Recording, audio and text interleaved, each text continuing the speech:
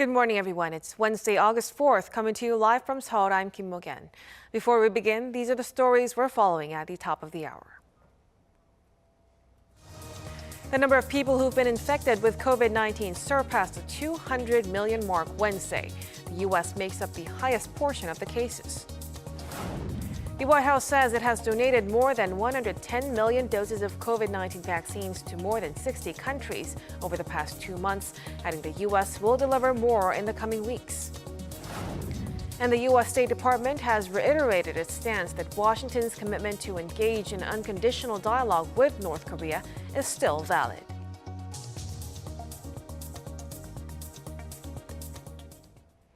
Our top story this morning, more than 200 million people have contracted COVID-19 around the world. Statistics reference website Worldometer on Wednesday reported over 200,200,000 coronavirus cases, along with over 4 million deaths as of 9 a.m. Korea time. This means that in just over half a year, 100 million more people were infected with the virus after cases passed the 100 million mark for the first time in January. The U.S. makes up the highest portion of cases in the world, with nearly 18% of infections. India is next, taking up more than 15% of the world's cases. Now, South Korea on Wednesday reported 1,725 new cases of COVID-19, hovering above 1,000 cases a day for nearly a month now. Now, Wednesday saw a jump of more than 500 cases from the day before. All but 61 were locally transmitted. There have been 2 more deaths, raising the death toll to 2,106. Authorities have been raising concerns over the spread of highly contagious variants, including the Delta and Delta Plus variants.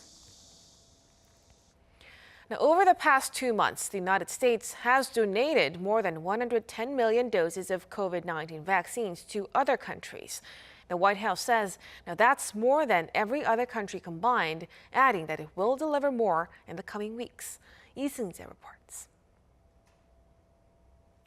According to the White House Tuesday, the U.S. has donated more than 110 million doses of COVID-19 vaccines to more than 60 countries over the past 2 months. Calling the donations a major milestone in the fight against the pandemic, the White House said it's a fulfillment of President Biden's promise and a significant down payment on hundreds of millions more doses that the U.S. will deliver in the coming weeks. In addition, the U.S. will ship 500 million doses of Pfizer's vaccine to 100 lower-income countries in late August. Of the 110 million doses Washington has donated, the majority were shared via COVAX, an international program aimed at assisting developing countries access COVID-19 vaccines. Part of them also went to South Korea this year, when over 1 million doses of Johnson & Johnson's vaccine were sent as a gift following the summit between Presidents Moon Jae-in and Biden in May. But Biden's gift to its Asian ally also came as he unveiled his administration's plans to distribute 25 million surplus doses across the globe, including 6 million shared among South Korea, Mexico, Canada, and other partner nations, as well as UN frontline workers. The Biden administration has since upped its pledge to at least 80 million COVID-19 vaccine doses worldwide, with advocates saying the U.S. could share even more moving forward. The donation is all the more crucial in the global fight against the pandemic, as countries are racing to inoculate their citizens with the rise of Delta variants globally. Last Thursday, President Biden said the U.S. was sharing doses to end the pandemic, which has killed over 3.7 million people worldwide, not to extract political power. Lee Seung-jae, Arirang News. Authorities in the Chinese city of Wuhan will test all of its 12 million residents after new COVID-19 cases were detected there. Officials Monday confirmed 7 locally transmitted cases from migrant workers in the city, marking the first report of infection since mid-May last year. Most of the new cases were traced back to the highly contagious Delta variant that had caused cases to spike in China's major cities like Beijing in the past weeks. So far, health authorities have designated residential areas where cases were detected as danger zones and prohibited residents from leaving them. The head of the Japan Medical Association called for a nationwide state of emergency. Toshio Nakagawa made the remark as the country continues to grapple with a surge in COVID-19 cases, reporting more than 12,000 on Tuesday as of 8 p.m. Around 3,700 cases are from Tokyo, where the Olympic Games are being held. The virus has caused some athletes to withdraw from the event. The Greek artistic swimming team pulled out after 4 of its athletes tested positive of the virus. Now, as of Tuesday, a total of 294 games related to COVID-19 cases have been reported.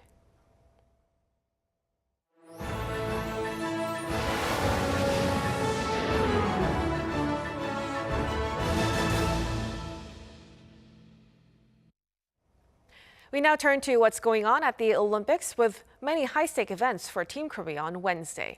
For more on this, we have our Kim Do-yeon in the News Center standing by. Do-yeon, tell us what's in the lineup for today. Morgan, we have some interesting matches lined up today, a few of them actually going on as we speak. First, about an hour ago, South Korean Olympic champion golfer Park In-bi teed off in defense of her title. And 5 years since her victory in Rio, she's one of the favorites to win again. She says she's in even better condition now and she's excited to represent her country again. Apart from her, Ko Jin-young, Kim Hyo-ju, and Kim Se-young are also in the running for gold. Ko is another top prospect as she ranks number 2 in the world and makes her Olympics debut. The competition is fierce, however, as all of the world's top 10 women golfers are going for the medals.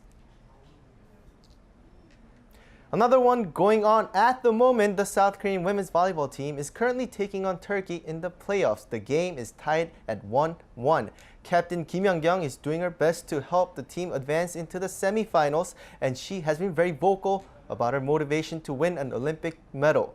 The national icon famously returned to the South Korean League last year to help maintain her match sharpness when the Turkish league closed down due to COVID-19, which resulted in her taking a huge pay cut. This is likely her last Olympics, so fans are praying for her success. The team surpassed expectations in the group stage, beating Japan and the Dominican Republic on the way to the quarterfinal. At 2:30 p.m. local time, the South Korean men's table tennis team squares up against world number 1, China, in a semi-final match. This is the 4th straight time that Team Korea has reached the Olympic semi-final in this event. However, in Rio 2016, despite making it to the same stage, the team had to walk away medalist. That said, the trio of Lee Sang-soo, Chung Young-sik, and Jang Woo-jin are looking to end the drought. Now turning to a wrap-up of Team Korea's action on Tuesday. A diver made a name for himself despite falling slightly short of a medal. And the women's table tennis team ended their journey early, but it was a good experience for a young up-and-coming start. Han Sung-woo has the details. Never before has a South Korean diver performed better on the grandest stage. In the men's 3-meter springboard final, Olympic diver Woo Ha-ram finished in 4th place. Woo accumulated just shy of 482 points in 6 dives, putting him about 36 points behind a British diver who won bronze. The gold and silver medals both went to divers from China. This came before table tennis players Shin Yu-bin, Jeon Ji-hee, and Choi Hyo-ju lost to Germany's trio 3-2 in a hard-fought quarterfinal of the women's team event. But on Wednesday, the men's team will be facing off against the dominant force of ping pong, China, in the semis. That will come a few hours prior to another semifinal in baseball. Korea, the reigning Olympic champion, will battle Japan in a classic rival matchup for a chance to defend its title in the final, slated for Saturday. Since the sport is being played under a complex double elimination format, a loss in the semis wouldn't result in Korea being knocked out of the competition. Coming back from the loss with a win in the following alternate semi would be enough to put Korea into the gold medal match. But another semifinal loss would mean Korea must fight for the bronze medal instead. Han Sung-woo, Arirang News. Jamaican sprinter Elaine Thompson-Herah won gold Tuesday in the women's 200 meters final, making history in the process. She becomes the first woman to win gold in the 100 and 200 meter events in 2 straight Olympics. She did it in style too. Her performance in the 100 meters saw her set an Olympic record, finishing in 10.61 seconds. In 200 meters, she finished in a time of 21.53 seconds. Finally, let's take a look at where countries stand in terms of medal rankings, as well as a few exciting events to look out for throughout the day. I'll be back with more in a later newscast.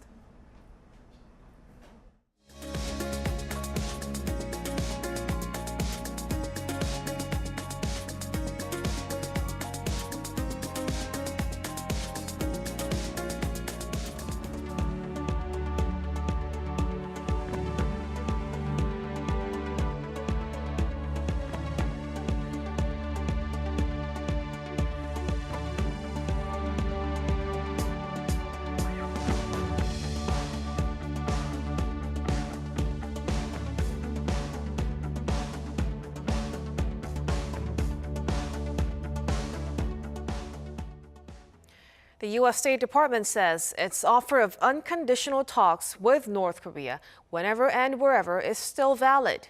When asked if Washington is in contact with Pyongyang during a briefing on Tuesday, the spokesperson said the U.S. has reached out to the regime, adding there is nothing to share on the matter yet. Also on the same day, the Pentagon reiterated its long-held stance that any decision on Seoul-Washington military drills will be made jointly by the allies. Washington's comments come amid speculation that the two countries may scale down, if not postpone, the joint exercises set to take place in mid-August to help revitalize inter-Korean talks. According to Seoul's top intel agency, the recent restoration of cross-border communication channels was initiated after a request by North Korea's leader. The NIS believes the regime's warning against the upcoming joint military drills with Washington might be a sign of willingness to improve ties. Kim Dami fills us in.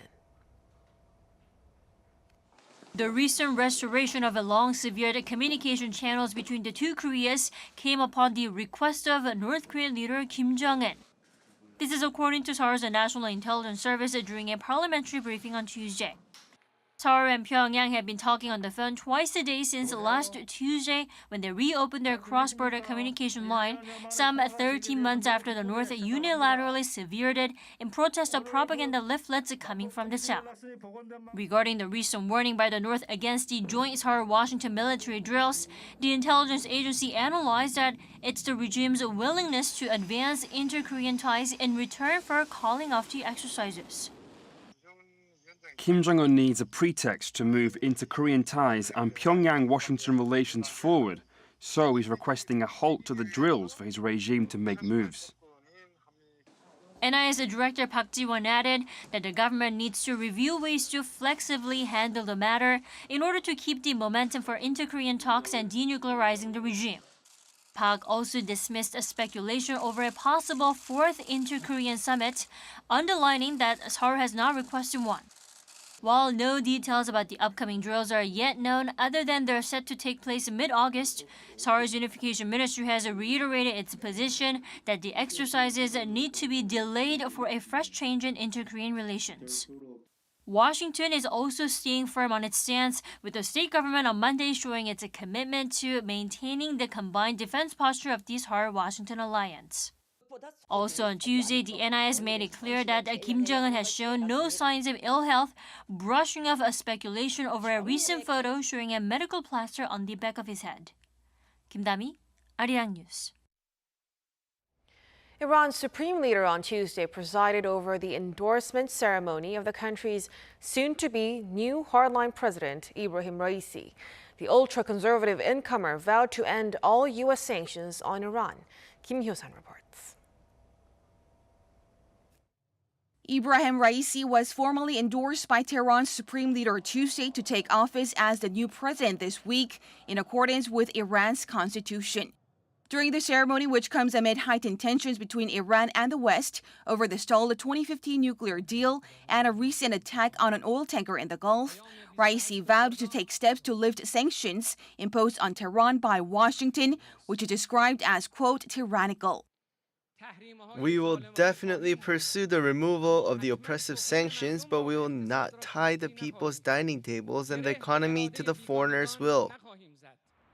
He also promised to improve the living conditions of Iranians, which have worsened since 2018 when the U.S. reimposed sanctions after withdrawing from the Obama-era nuclear deal. Raisi, who won the June election with over 60% of the vote, has been emphasizing a collective security system in the Middle East for peace and stability in the region. Ahead of his inauguration Thursday, the incoming president reportedly sent a reply to the election victory message sent by North Korean leader Kim Jong-un. According to Pyongyang's foreign ministry Tuesday, Raisi said he sincerely hopes to see continued development in their relationship across all sectors. Kim Hyo-sun, Arirang News. China's Foreign Minister Wang Yi is warning that the South China Sea is not and should not be an arena for power wrestling. Addressing the ASEAN-China ministerial meeting Tuesday, Wang said Beijing remains committed to the declaration on the conduct of parties in the South China Sea. He also stressed that China's sovereignty, rights, and interests in the region are in accordance with international law. Wang said China and ASEAN's efforts in the South China Sea have kept things generally stable, but warned some countries outside the region are threatening peace and stability. Hyundai Motor America says its auto sales in the U.S. were up 19% on year in July. The company sold 68,500 units last month compared to the 57,000 the same month last year. It marks the fifth month in a row in which Hyundai Motor has reported double-digit sales increases in the U.S. For the year-to-date, the automaker's sales have surged 44% on year. Hyundai's eco-friendly vehicles saw an almost 400% sales increase, accounting for 12% of Hyundai's retail volume in the country. South Korea's consumer inflation in July was at 2.6%. The trend has been especially noticeable when it comes to food. Now, this is the case in other countries too, partly due to poor weather hitting supplies. Kim Sang-min tells us more. If you feel like you're having to pay a little more for almost everything these days, from groceries to gas, well, you're right on that. For example, if I bought this packet of ramen for 60 cents, then from 2 weeks' time, it'll cost me 64 cents. South Korea's biggest ramen producers are raising prices to cover the rising costs of ingredients like flour and palm oil. And such a surge in prices can be seen across the country, from oil prices to the cost of dining out or traveling. What affects us the most is, of course, groceries prices. Both eggs and garlic saw price jumps of around 50%, forcing consumers to be thriftier. And this is not just a matter of choosing cheaper options at grocery stores. For hundreds of thousands of restaurants, just like the ones behind me, their livelihoods are at stake. 72-year-old restaurant owner Song Myung-sup says he has no choice but to endure the damage from inflation as he is seeing a drop in sales amid the pandemic. 45%. The raw material prices rose 45%. It's now a little bit lower than winter, but it's still expensive. But I cannot raise the price of the dishes. So restaurant owners like us are bound to take the heat. It'll take some time for the flare-up in food commodities to cool down, since the inflation is currently a global trend. The monthly food price index compiled by the Food and Agriculture Organization of the United Nations has surged over the past year, with May showing the biggest on-year jump in a decade. This is due to poor weather across the world, like cold waves and droughts in the US, Brazil, and Argentina.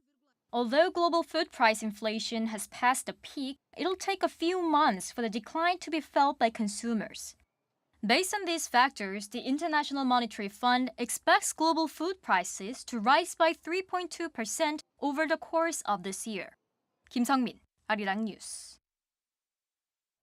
Despite COVID-19, Olympic fever has gripped South Korea. Fans are cheering on the athletes from the comfort of their own home stadiums. Our Lee Kyung-in provides some valuable tips on ways to better enjoy the competitions. Stadiums and fan zones are quiet this Olympics due to COVID-19. But in South Korea, the spirit of the games is still alive, with people taking their cheers to their kitchens and living rooms. Because here they can show their support however they want, like chanting without the need for a mask.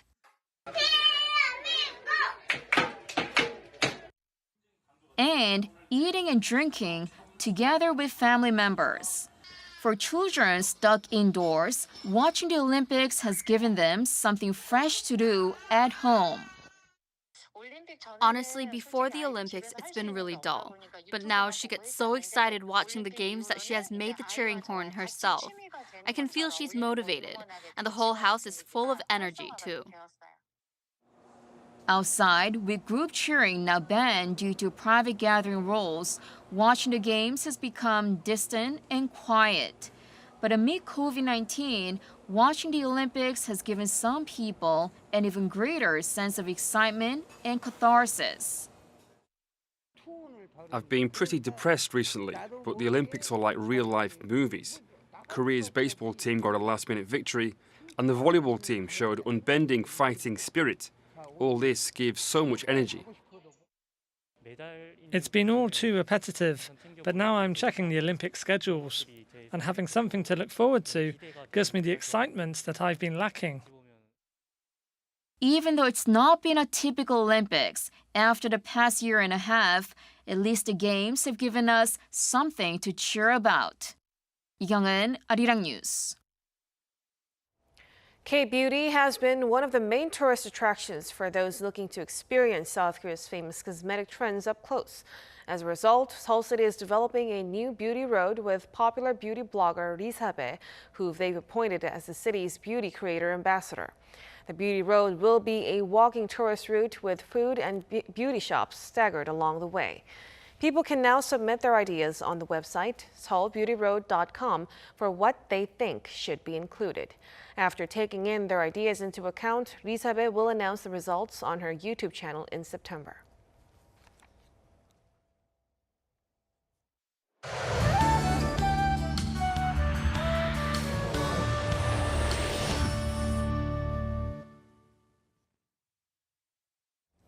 Good morning. Dress lighter today. It's going to be hot and humid across Korea with eastern Gangwon-do province and southern provinces seeing highs touching close to 35 degrees Celsius this afternoon.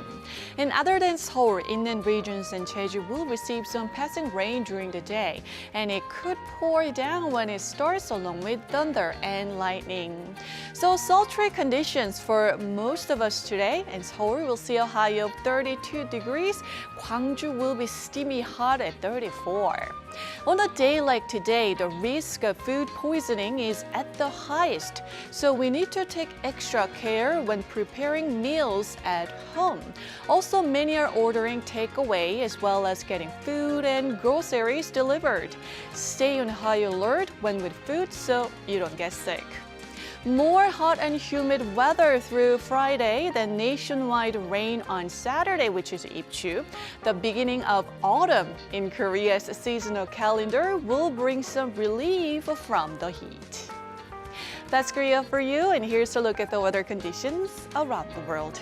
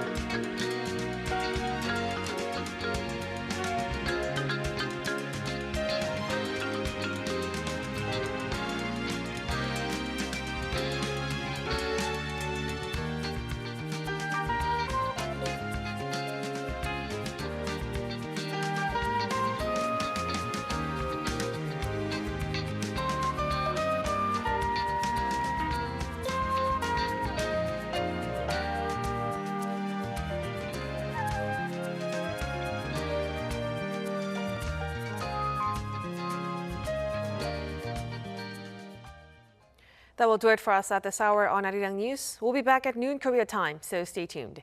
Thank you for watching and goodbye.